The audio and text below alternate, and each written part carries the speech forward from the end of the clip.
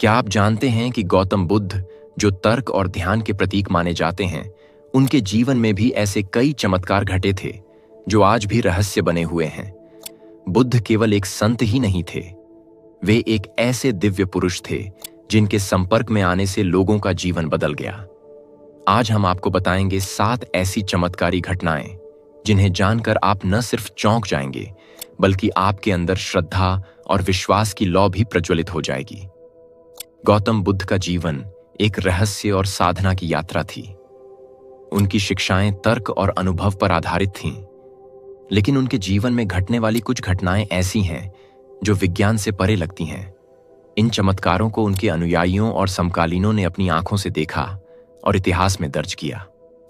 आज हम आपको बताएंगे बुद्ध के जीवन से जुड़ी 7 चमत्कारी घटनाएं जो आपको सोचने पर मजबूर कर देंगी कि क्या वास्तव में वो केवल एक इंसान थे। गौतम बुद्ध और बोधिसत्व की विजय की दिव्य कथा।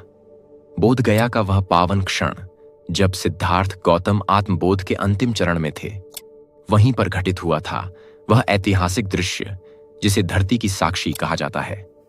यह केवल एक प्रतीकात्मक मुद्रा नहीं थी, बल्कि सत्य, संकल्प और आत्मज्ञान की परम घोषणा थी। पृष्ठभूमि: बोधि वृक्ष के नीचे तपस्या। सिद्धार्थ ने वर्षों की कठिन तपस्या और साधना के बाद यह समझ लिया था कि अत्यधिक व्रत या भोग दोनों ही मोक्ष की राह नहीं है। उन्होंने मध्यम मार्ग, मिडिल पाथ को अपनाया और बोध गया में एक पीपल वृक्ष के नीचे ध्यान में बैठ गए। उनका संकल्प था, जब तक पूर्ण सत्य का साक्षात्कार न हो, मैं इस आसन को नहीं छोड़ूंगा। माया का आगमन। भ्रम की अंतिम परीक्षा। जैसे ही सिद्धार्थ अंतिम बिंदु पर पहुंचे, भीतर का ज्ञान पूर्ण होने को था, तभी मार, जो कि अज्ञान, अहंकार और भ्रम का प्रतीक है, प्रकट हुआ। मार ने अपने पूरे बल, माया और मोह के साधनों से सिद्धार्थ को विचलित करने की कोशिश की। उसने सुंदर अप्सराओं को भेजा, भयंकर डरावने रूप दिखाए और फिर एक अंतिम चाल चली। मार का प्रश्न, तुम कौन हो? मार ने सिद्धार्थ से पूछा, तुम यह दावा कैसे कर सकते हो कि तुम सत्य के अधिकारी हो, इस आत्मज्ञान के योग्य हो? तुम्हारे पास कौन है जो इसकी गवाही दे? यह प्रश्न केवल एक चुनौती नहीं था, यह उनके संपूर्ण जीवन की परीक्षा थी। धरती को छूना, बोधिसत्व की मौन घोषणा। सिद्धार्थ ने कोई उत्तर नहीं दिया। उन्होंने बस अपना दायां हाथ नीचे किया और धरती को छू लिया।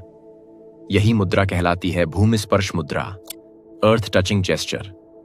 यह संकेत था कि यह पृथ्वी, यह संपूर्ण सृष्टि मेरे सत्य की साक्षी है। उन्होंने कहा, मैंने जन्मों तक परिश्रम किया है, तप किया है, दया और करुणा का मार्ग अपनाया है, और यह धरती मेरी साक्षी है। अंगुलीमाल का हृदय परिवर्तन। अहिंसा की ओर एक अद्भुत यात्रा।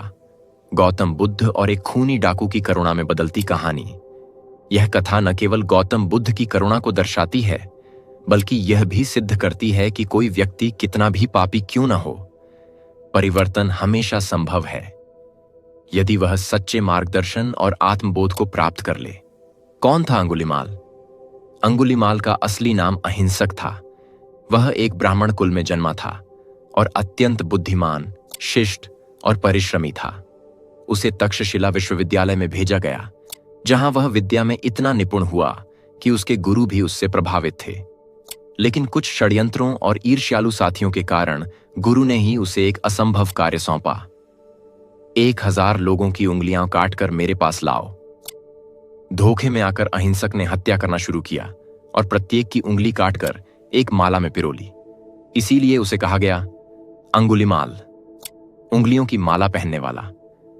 अब वह पूरे क्षेत्र में आतंक का प्रतीक बन गया था। उसके नाम से लोग कांपने लगे थे। बुद्ध का आगमन। करुणा और साहस का अद्भुत संगम। एक दिन बुद्ध को ज्ञात हुआ कि अंगुलीमाल उस क्षेत्र में है। गांव वालों ने उन्हें चेताया, उधर मत जाइए, वहां अंगुलीमाल है, वह किसी को नहीं छोड़ता। लेकिन बुद्ध का उत्तर था, अगर मैं डर गया तो संसार को साहस कौन दिखाएगा? बुद्ध शांत मन से उसी मार्ग पर चल पड़े जिस पर अंगुलीमाल मौजूद था। साक्षात्कार। एक हत्यारे और एक महात्मा की भेंट। अंगुलीमाल ने दूर से बुद्ध को देखा, अकेले, शांत, निर्भीक चलते हुए। उसे आश्चर्य हुआ, कोई इस क्षेत्र में अकेला कैसे चल सकता है? उसने बुद्ध के पीछे दौड़ लगाई परंतु हैरानी की बात यह थी कि बुद्ध धीरे धीरे चलते हुए भी उससे आगे ही रहे। वह जितना तेज भागता, बुद्ध उतनी ही शांति से चलते हुए भी उससे आगे निकल जाते। थक कर, चकित होकर अंगुलीमाल ने चिल्लाकर कहा, ठहरो सन्यासी, मैं तुम्हें पकड़ नहीं पा रहा।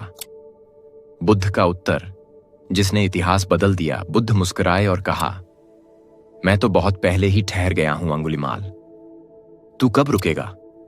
यह शब्द बिजली की तरह अंगुलीमाल के हृदय में गूंज उठे। मैं तो क्रोध, हिंसा, घृणा और अज्ञान से रुक चुका हूं, अब तू कब रुकेगा? ये शब्द केवल शब्द नहीं थे, वे सत्य, करुणा और आत्मबोध से भरपूर थे। अंगुलीमाल जैसे एक क्षण के लिए जड़ हो गया। उसके अंदर का तूफान थम गया। बर्फ पर कमल खिलना। जब अहंकार पिघला और करुणा प्रकट हुई।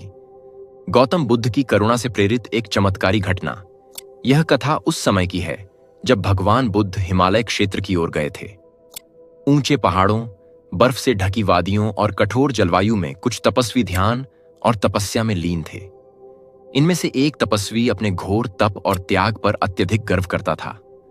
वह सोचता था, मैंने शरीर को कष्ट देकर बर्फ में वर्षों तप किया है, मुझसे बड़ा ज्ञानी और तपस्वी कोई नहीं। उसका शरीर तो स्थिर था, लेकिन मन में अहंकार की आग जल रही थी। अपने आसपास किसी के लिए करुणा, प्रेम या विनम्रता नहीं रखी थी। बुद्ध का आगमन, शीतलता और चेतना के साथ जब बुद्ध वहां पहुंचे, उन्होंने उस तपस्वी को देखा जो बर्फ में बैठा था, लेकिन उसका चेहरा कठोर, निगाहें तीखी और वाणी में अहंकार था।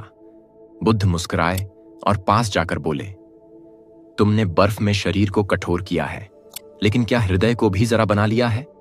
तपस्वी ने उत्तर दिया, मैंने वर्षों तप किया है, बर्फ में ध्यान लगाया है, इससे बड़ा त्याग और क्या हो सकता है? बुद्ध ने शांति से कहा, जहां करुणा नहीं वहां तप नहीं, जहां अहंकार है वहां बर्फ की तरह जमी हुई चेतना है, लेकिन जहां करुणा है वहां जीवन है, वहीं गर्माहट है, वहीं कमल खिलते हैं। चमत्कार। जब बर्फ पर कमल खिला, बुद्ध के शब्द बर्फ से भी ठंडे लेकिन भीतर से गर्म थे। शांत, सरल और सत्य। तपस्वी भीतर से हिल गया। उसके भीतर एक कंपन हुआ। वह समझ गया कि उसका वर्षों का तप केवल शरीर का था, आत्मा का नहीं। उसी क्षण, कहते हैं, उस कठोर बर्फ पर एक सुंदर कमल खिला। यह कोई सामान्य कमल नहीं था, यह था बुद्ध की करुणा, तपस्वी के अहंकार के पिघलने और चेतना के जागरण का प्रतीक। प्यासा हाथी और बुद्ध का आशीर्वाद, करुणा की शक्ति का जीवंत प्रमाण। एक हिंसक जानवर कैसे बुद्ध की करुणा से शांत हुआ? यह घटना उन दिनों की है जब गौतम बुद्ध मगध राज्य में अपने शिष्यों के साथ विचरण कर रहे थे। गर्मी का मौसम था और एक बड़ा हाथी, जो लंबे समय से प्यासा था, जंगल से भटककर एक गांव की ओर आ गया। प्यास और पीड़ा से बेचैन हाथी उग्र और हिंसक हो गया था। वह दौड़ता, चिल्लाता और जो भी सामने आता उसे कुचल देता। लोग भयभीत होकर अपने घरों में छुप गए। मंदिरों और दुकानों के द्वार बंद हो गए। हर कोई बस यही प्रार्थना कर रहा था, कोई इसे रोक ले। बुद्ध का आगमन, शांति की एक किरण। गांव में अफरा तफरी मची थी। तभी किसी ने कहा, बुद्ध इस गांव में पधारे हैं। गांव वालों ने उनसे निवेदन किया, भगवान, कृपया आप कहीं छिप जाइए। वह हाथी बहुत खतरनाक है, वह किसी को नहीं छोड़ता। लेकिन बुद्ध ने शांत भाव से कहा, हाथी प्यासा है, परेशान है, वह कोई राक्षस नहीं, बस एक पीड़ित जीव है। बुद्ध उसी मार्ग पर आगे बढ़े जिस पर हाथी आ रहा था। साक्षात्कार। जब हिंसा और करुणा आमने सामने आए, हाथी गुस्से में दौड़ता हुआ बुद्ध की ओर बढ़ा। सभी ने अपनी आंखें बंद कर लीं। सबको लगा कि अब कुछ भयानक होगा, लेकिन बुद्ध वहीं शांत, स्थिर खड़े रहे। और जैसे ही हाथी उनके पास पहुंचा, बुद्ध ने हाथ उठाकर कहा, तुम भी मेरे बच्चे हो, शांत हो जाओ। उनके स्वर में न डर था न क्रोध, केवल करुणा, अपनापन और विश्वास था। चमत्कार। हिंसा का पिघलना। हाथी एकदम रुक गया। उसने बुद्ध की ओर देखा। पहली बार किसी ने उसे इस प्रेम और करुणा से देखा था। उसकी सांसें धीमी हो गईं। उसकी आंखों में आंसू थे। वह शांत होकर बुद्ध के चरणों में बैठ गया, जैसे कोई भटका हुआ बालक अपनी मां की गोद में लौट आया हो। गांव वालों की आंखें खुलीं, जो लोग डर और घृणा में छिपे हुए थे। उन्होंने जब यह दृश्य देखा तो उनके दिल में भी करुणा की लहर दौड़ गई। उन्होंने समझा, डंडे, पत्थर और डर से नहीं, प्रेम और करुणा से ही सबसे बड़ा बदलाव आता है। बुद्ध का प्रकाशमय शरीर जब मानव रूप में ईश्वर प्रकट हुआ, बुद्ध के अंतिम उपदेश के समय का दिव्य चमत्कार। यह कथा उस अंतिम समय की है जब गौतम बुद्ध कुशीनगर में अपने जीवन के अंतिम उपदेश देने जा रहे थे। उनके चारों ओर हजारों शिष्य, राजा महाराज, ब्राह्मण, सामान्य जन और स्त्रियां एकत्र हुए थे। सभी जानते थे कि यह बुद्ध का महापरिनिर्वाण से पहले का अंतिम संदेश होगा। चारों ओर सन्नाटा था, लेकिन भीतर सभी के हृदय में एक कंपन था। क्या आज हमारे गुरु हमें छोड़ देंगे? प्रवचन प्रारंभ हुआ और प्रकाश फैलने लगा। बुद्ध शांत भाव से बोले, सभी संगठनशील वस्तुएं नाशवान हैं, अपनी मुक्ति के लिए स्वयं प्रयास करो। जैसे ही उन्होंने ये वाक्य बोले, वहां उपस्थित लोगों ने एक अद्भुत घटना देखी। बुद्ध का शरीर धीरे धीरे प्रकाशमान होने लगा। वो चमकने लगे, मानो कोई सूर्य उनके भीतर जाग उठा हो। उनके चारों ओर स्वर्णिम आभा फैल गई। उनका चेहरा तेज से दमक रहा था, नेत्रों से करुणा की किरणें निकल रही थीं। देवता भी हुए नतमस्तक। ऐसा कहा जाता है कि उस क्षण केवल मनुष्य ही नहीं, देवता, गंधर्व और अप्सराएं भी वहां उपस्थित थीं। स्वर्ग से फूलों की वर्षा होने लगी। पक्षी शांत हो गए, वायु मधुर हो गई और वृक्षों की पत्तियां थिरकने लगीं, मानो प्रकृति भी नमन कर रही हो। लोगों ने कहा, यह कोई साधारण मनुष्य नहीं, यह स्वयं ईश्वर हैं, जिन्होंने मानव शरीर में जन्म लिया ताकि हमें राह दिखा सकें। प्रकाश से परिपूर्ण विदाई, न अंधकार न भय। जब बुद्ध ने अंतिम शब्द कहे, उनका शरीर प्रकाश में विलीन होता गया। लेकिन वह प्रकाश केवल बाहर नहीं था, वह भीतर जागा हर उस व्यक्ति में जिसने उनके वचनों को समझा। बुद्ध ने शरीर त्यागा, लेकिन उनका प्रकाश, उनके विचार, उनका प्रेम, उनकी करुणा अमर हो गया। बच्चे की मृत्यु और बुद्ध की सीख। जब एक मां ने जीवन का सबसे बड़ा सत्य जाना, मृत्यु की पीड़ा से करुणा और बोध की ओर यात्रा, यह घटना बुद्ध के जीवन की सबसे मार्मिक और शिक्षाप्रद कथाओं में से एक है। एक बार की बात है, एक मां अपने मृत बच्चे को गोद में लिए रोती बिलखती बुद्ध के पास पहुंची। उसकी आंखों में आंसुओं की नदियां थीं और हृदय में केवल एक ही आग्रह, भगवान, मेरे बेटे को जीवित कर दीजिए, आप कृपा करें, आप तो चमत्कारी हैं, मुझे मेरा बच्चा लौटा दीजिए। बुद्ध का शांत उत्तर, करुणा में बसा ज्ञान। बुद्ध ने उसकी व्यथा को गहराई से सुना, लेकिन किसी चमत्कार की बात न करके उन्होंने बड़े ही शांत और करुणापूर्ण स्वर में कहा, हां, मैं तुम्हारे बेटे को लौटा सकता हूं, लेकिन एक शर्त है।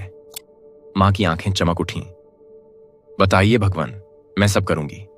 बुद्ध बोले, तुम पास के गांव में जाओ और उस घर से बस एक मुट्ठी सरसों के बीज ले आओ, लेकिन ध्यान रखना, वह घर ऐसा होना चाहिए जहां कभी कोई मृत्यु ना हुई हो। सत्य की तलाश में मां की यात्रा। वह मां तुरंत गांव की ओर दौड़ी। पहले घर में गई, पूछा, क्या यहां किसी की मृत्यु कभी नहीं हुई? उत्तर मिला, यहां मेरे पिताजी नहीं रहे। दूसरे घर में पूछा, वहां किसी की पत्नी का निधन हुआ था। तीसरे, चौथे, पांचवें, हर घर में कोई ना कोई शोक की कहानी थी। वह सुबह से शाम तक घर घर जाती रही, लेकिन ऐसा कोई घर उसे नहीं मिला जहां मृत्यु ने दस्तक न दी हो। बोध की जागृति, दुख में छिपी करुणा। आखिरकार थकी हारी वह स्त्री बुद्ध के पास लौट आई, लेकिन इस बार उसके हाथ खाली थे और आंखें भीगी थीं, लेकिन शांत थीं। उसने बुद्ध से कुछ नहीं मांगा, बस चुपचाप बैठ गई और कहा, भगवान, अब मैं समझ गई हूं, मृत्यु सबका सत्य है। बुद्ध ने धीरे से कहा, मृत्यु से कोई नहीं बचा है, लेकिन पीड़ा को समझकर, उसे अपनाकर ही हम मुक्ति की ओर बढ़ते हैं। नारी के स्पर्श से उपजी करुणा। जब बुद्ध ने एक पापिन को संत बना दिया, करुणा, समता और आत्मा की उज्जवल संभावना की कहानी। यह घटना उस युग की है जब समाज स्त्रियों को विशेष रूप से कठोर दृष्टि से देखता था, विशेषकर उन महिलाओं को जिन्हें समाज ने पापिन कहकर त्याग दिया था। ऐसी ही एक स्त्री थी, सुंदर लेकिन अपमानित, जिसे हर कोई तिरस्कार की दृष्टि से देखता था। उसका नाम आम्रपाली या किसी स्थान विशेष के अनुसार किसी अन्य नाम से उल्लेखित है, परंतु नाम से अधिक महत्वपूर्ण है उसकी कहानी। वह स्त्री बुद्ध की ख्याति सुनकर उनके पास आई। वह जानती थी कि यह संसार उसे तुच्छ और अपवित्र मानता है, लेकिन उसने सुना था कि बुद्ध की दृष्टि सब पर समान है, चाहे वह राजा हो या भिक्षुक, गृहस्थ हो या पतिता। समाज का विरोध और बुद्ध की करुणा। जब वह स्त्री बुद्ध के पास पहुंची तो आसपास के भिक्षु घबरा गए। कुछ ने उसे दूर भगाने की कोशिश की। तू यहां क्यों आई है? तू इस पवित्र संघ में कैसे आ सकती है? तेरा छूना भी पाप है, तू अछूत है। पर बुद्ध ने सबको रोका। उनका स्वर शांत था, पर उसमें अद्भुत दृढ़ता थी। बुद्ध बोले, एक आत्मा की पवित्रता उसके अतीत से नहीं, उसके वर्तमान संकल्प और भविष्य की दिशा से तय होती है। हर आत्मा में बुद्धत्व छिपा है, बस उसे जागने की आवश्यकता है। बुद्ध का स्पर्श जो आत्मा को बदल दे। बुद्ध ने उस स्त्री की ओर देखा और करुणा से कहा, तुम्हारे भीतर वही प्रकाश है जो मेरे भीतर है। यदि तुम चाहो तो तुम भी उसी दिशा में बढ़ सकती हो। वह स्त्री रो पड़ी। उसे पहली बार किसी ने बिना तिरस्कार, बिना भय और बिना लालच के देखा था। उसके आंसू केवल पश्चाताप के नहीं थे, वे आशा और प्रकाश के आंसू थे। वह बुद्ध के चरणों में बैठ गई और बोली, भगवन, क्या मैं भी इस पथ पर चल सकती हूं? बुद्ध ने मुस्कुराकर उत्तर दिया, यदि चित्त शुद्ध है तो मार्ग सभी के लिए खुला है। पुनर्जन्म। जीवित अवस्था में ही उस दिन से वह स्त्री संघ में दीक्षित हुई। उसने संयम, ध्यान और सेवा का जीवन अपनाया। वह पहले जहां समाज के लिए अपवित्र थी, वहीं अब वह संघ के लिए एक प्रेरणा बन गई। वर्षों बाद वही स्त्री एक संत के रूप में जानी गई, जिसकी वाणी में प्रेम था, जिसकी दृष्टि में करुणा थी और whose जीवन में बुद्धत्व प्रकट हो चुका था। इस कथा का गहरा संदेश, कोई भी व्यक्ति इतना पापी नहीं कि वह परिवर्तन न कर सके। बुद्धत्व किसी विशेष वर्ग, लिंग या जाति का अधिकार नहीं, यह हर आत्मा की संभाव्यता है। जो समाज त्याग देता है उसे करुणा अपनाती है, और वही सबसे बड़ा चमत्कार है। अगर इन कहानियों ने आपके दिल को छुआ है और आपको गौतम बुद्ध के दिव्य रूप की झलक मिली है, तो इस वीडियो को लाइक करें, कमेंट में बुद्धम शरणम गच्छामि लिखें और चैनल को सब्सक्राइब करें ताकि आप और भी प्रेरणादायक कहानियां मिस न करें। आप कौन सी घटना से सबसे ज्यादा प्रभावित हुए? नीचे कमेंट करें।